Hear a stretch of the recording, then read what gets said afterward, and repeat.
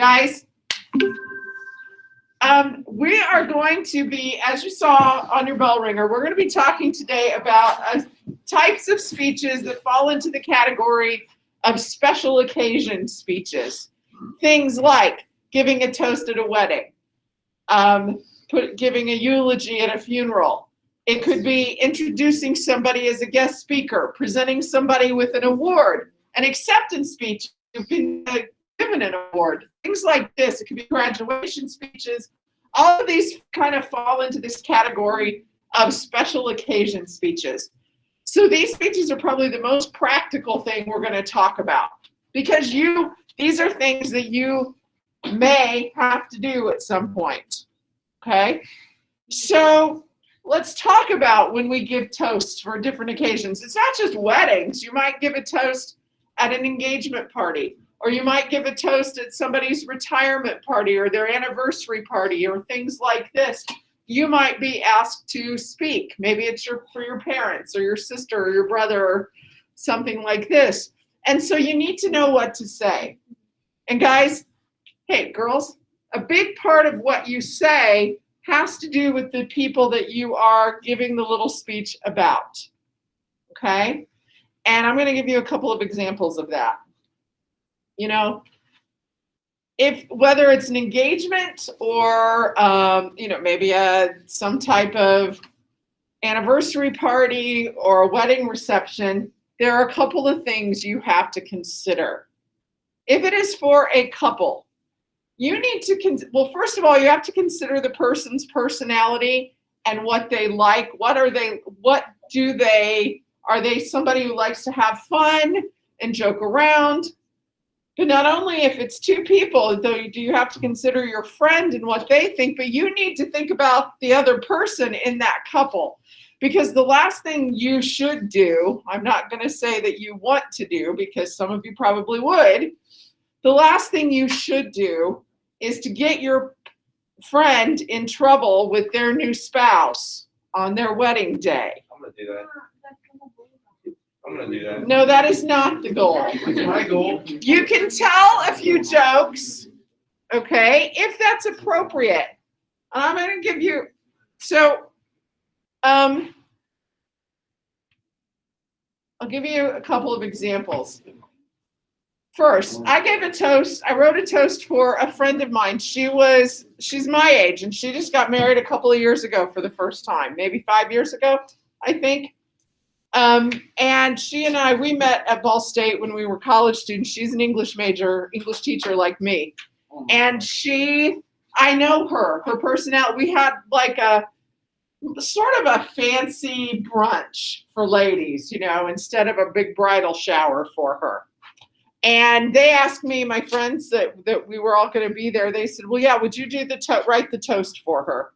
So I said, sure. And some of them sent me a few things, and I incorporated that. But I had to think about Jill and who she was and what she would appreciate. And Jill can be a very more serious person. She's not that big of a jokester, okay? I mean, she likes a good, satire or something like that, but she's a little more serious. And I knew that for her, it would be I needed to do something that she would appreciate more. And so I found a poem from a British poet from the poems that we had studied when we were in college. And I used part of that. And I actually gave a very sentimental toast that made everybody cry. So, that was kind of fun. I hate to say that, but it was, because they appreciated it. I know, I shouldn't, but it's like, oh, I touched them, But it was specific to her. Okay. And that she appreciated that. My brother was the best man for one of our cousins' weddings. Okay. Now, my brother is a jokester. And our cousin is a bit of a jokester too. And I have to give you a little bit of background about our cousin. He, in high school, had dated a girl that, his parents, well, let's just say she was a little different than we were expecting. And what? Okay. And the druggie. No, I don't think so. But let's just say they were a little more open in their affection because they were at the 4-H fair, and it was most crowded part of the day and busiest time of the day. And I happened to walk through. There they are in the hog barn, and sitting on one of the chests where they kept all their supplies for the pigs and the goats and whatever. And they're sitting there, and she's in his lap, practically sucking his face off right there in public in front of everybody walking through. Okay, so I don't know what his parents. I don't remember who's. I was just a little shocked. But anyway, so this is a girl that he was dating in high school, and his senior year, he told his parents. He said, "Well, I'm going to propose to her.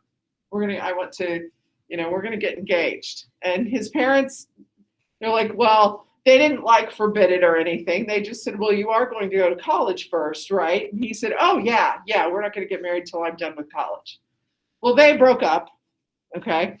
And he met his wife in college. So I tell you all of this because nobody talked about the other girl that he was once engaged to. You didn't mention her in front of the new bride, okay? My brother, clown that he is, got up for the wedding reception, and my cousin's name is Brian, and he said, his new wife, his name is Stephanie, and he said, Stephanie's not the first girl Brian proposed to, and everybody in the family just went, how could you? No, don't bring that up, And then my brother paused for the dramatic effect, and he said, when he was 3. Brian proposed to our cousin Christy, and he knew exactly what reaction he was going to get. Okay, and but he got us all on edge. He did. Well, he did it on purpose. He did the whole thing on purpose. He knew where our minds were going to go. Like I said, my brother is a clown. Okay, he could get away with that. Everybody laughed about it later. It was fine. I also want to tell you about a teacher's wedding that I attended once. This was many years ago. He and his wife they like to have fun. Good, clean fun, okay? So my friend and I, we taught with him, and we went to the wedding. It was up in South Bend. And when we got to the wedding, you know how there's often a program that gives you, lists everything, all the order of the ceremony, and it'll list the bridesmaids and all of those things. Well, you pick up the program. Normally there's this lovely picture of a rose or rings entwined or 2 hands held remote. How many of you have been to weddings? Me. Okay. You see those kinds of things if they have them. On the cover of their program for their wedding ceremony was a giant smiley face. Okay. And then they had made up there were little biographies of the bride and groom meeting and all the groomsmen and the bridesmaids, and they had made up these completely ridiculous bios for everybody in the wedding party. And I know the bride and groom did it, that they would have written all these goofy things, okay? And then we went to the wedding reception, and you would think we were at a 10-year-old's birthday party.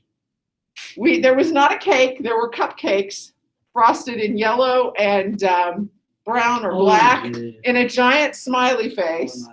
And it's, how you go to weddings and there might be a little pretty bag of mints or something and things like this. There were all kinds of little tiny toys sitting at all of our places for the wedding reception. And they were playing games throughout the wedding reception and throwing out juice boxes and things like this. It was crazy. Okay. But that was their sense of humor. That's what they wanted. They wanted to have a party like this. They wanted to have a good time. I have also been to wedding receptions and weddings that were much more formal and more serious. So what I'm telling you is, if you are in a wedding party, you have to give a toast, or any other situation where you have to give a toast, make sure you consider the personalities of the couple or the person and make it appropriate for that situation. Okay? Guys, let's talk about a funeral. Oh, don't bring those up. Well, eulogies, I know it's not something we like to talk about. Unfortunately, I've had to go to many over my lifetime. eulogies at funerals are the speeches that are often given. Sometimes, I mean, usually it's a pastor that will do that, but sometimes other people are asked to speak. Okay. And here's what I want you to remember. It often, again, depends on the situation. It is okay most of the time, because funerals are very sad, no matter who it is. If it's, even if it's somebody that's 99 years old, you're going to miss that person. But it's also very good for all of us to remember the happy moments. Okay. Now, if it's someone who's died tragically in an accident, even then, guys, when I lost my sister, it'll be 3 years next week, and we lost her suddenly and unexpectedly, and that was hard. It's still hard, guys.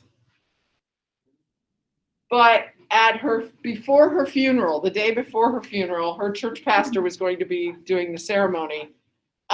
He wanted to meet with us, the family. And he asked us, please stop talking. He asked us to include stories that we had of her, funny, touching, whatever we wanted to share. And he incorporated those stories into her eulogy. And it helped us because, we were crying our eyes out, but sometimes we got to laugh a little bit. And you need to remember, when you've lost someone, you need to remember those fun, happy moments too. So just, you want to think about that. If you were ever called on or you're listening to somebody give a speech, you have to do it the right way, but that's okay to include some of those things too, to incorporate some of those happy memories. Okay. So let's talk about the other types, a couple other types of special occasion speeches. I said giving somebody an award, or if you are receiving an award, okay? If you are giving someone an award, you want to tell us about that award. Now, last year, you guys didn't have the senior awards. I usually use that as an example. I will tell you about it anyway. Every year, except last year, they give out senior awards. Those awards were the students still received them. We just didn't have the couple-hour program that we would typically have. But some of them are athletic awards that they hand out to seniors.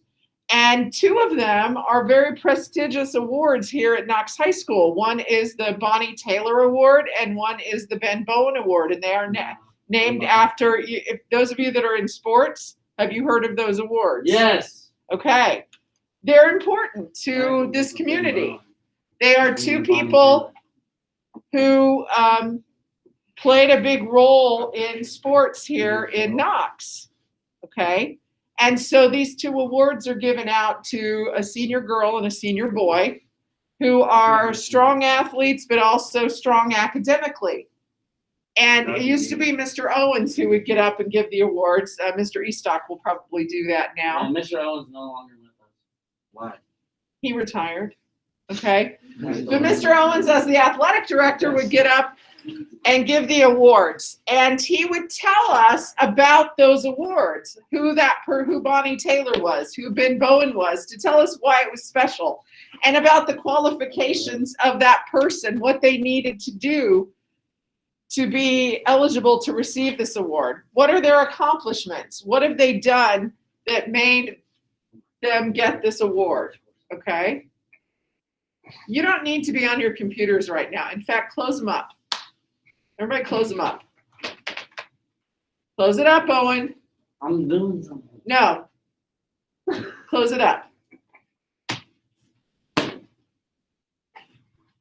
All right.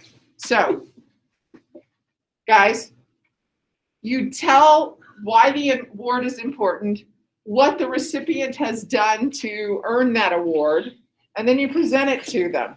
You can say their name at the beginning if they already know they're receiving it, or you can wait until the end if it's something you're building suspense for. And it's not just sports awards, it's anything like that. I have to do that when I give out the drama award each year. I've also had to present some other awards for things. Is that like the best speaker? What? The drama award. No, it has to do with theater. Yeah, like kids. the best speech. Not the best speaker. The best. Sometimes- Is that an award? No, we don't have a speech award. And they have given out Did Jagan awards for get the it? speech team. Last year, Jagan got the drama award last year. Yeah. Wait, Miss Hahn, has any famous actor ever came from Knox? Not that I'm aware of. Ice Cube. Okay. So, guys, if you are the person who's receiving an award and you're asked to say something when you receive it, biggest number one thing is you are humble and you thank the people who gave you the award and the people who helped you achieve it. Okay? You are humble and you thank the people who helped you get there and the people who are giving you the award. You hear me? Okay. Now, the last type I want to talk about right now is introducing somebody as a guest speaker. And guys, students have to do that a lot. If you are president of National Honor Society, typically, now I know your ceremony was different, your initiation was different this year, but typically at the initiation ceremony, you have a guest speaker. And the National Honor Society president for our chapter usually has to introduce that person. Or if your student, it turned out to be student body president or somebody on student council, you may have to introduce a guest speaker at one of the programs that we have. Like when we have, what? I get a water. Not right now. When we have like Veterans Day, I know we didn't really have a Veterans Day program this year, but when we do have a Veterans Day program, usually the student body president has to introduce the guest speaker for that program. So what do? Well, here are the things that you do. You welcome everyone to whatever the occasion is.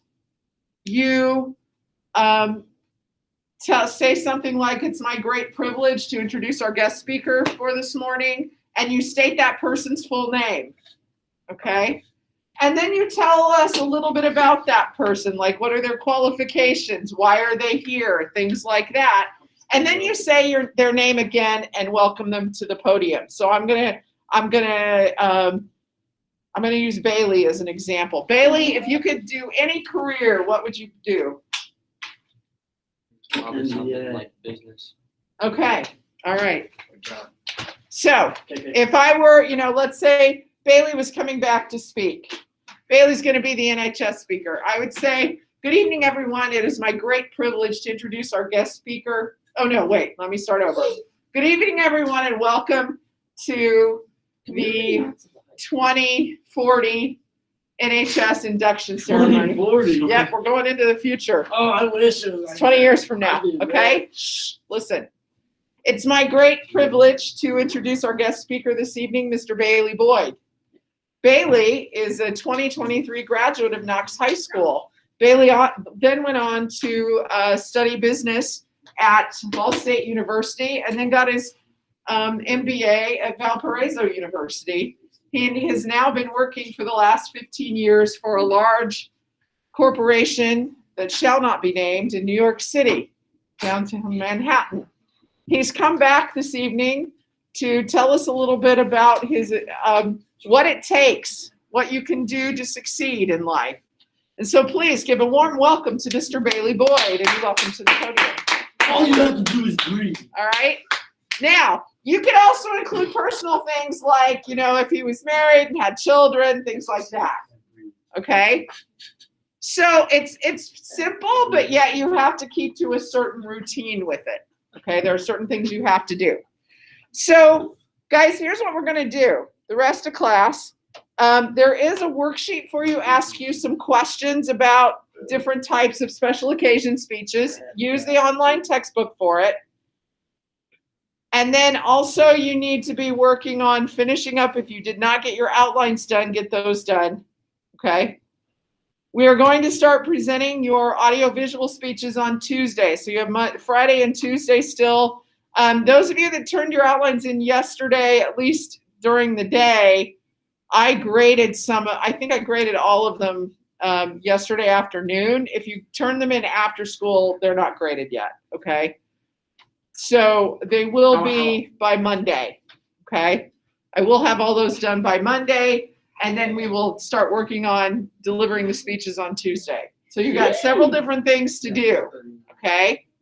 We also, at some point, are going to do a little special occasion speech, like introduce someone as a guest speaker. We'll do those after we, what? Oh, you weren't talking to me? Okay. Guys. What? Okay. Okay. So, all right. So you three that are online, you are free to exit. Yes, you may go get a water now.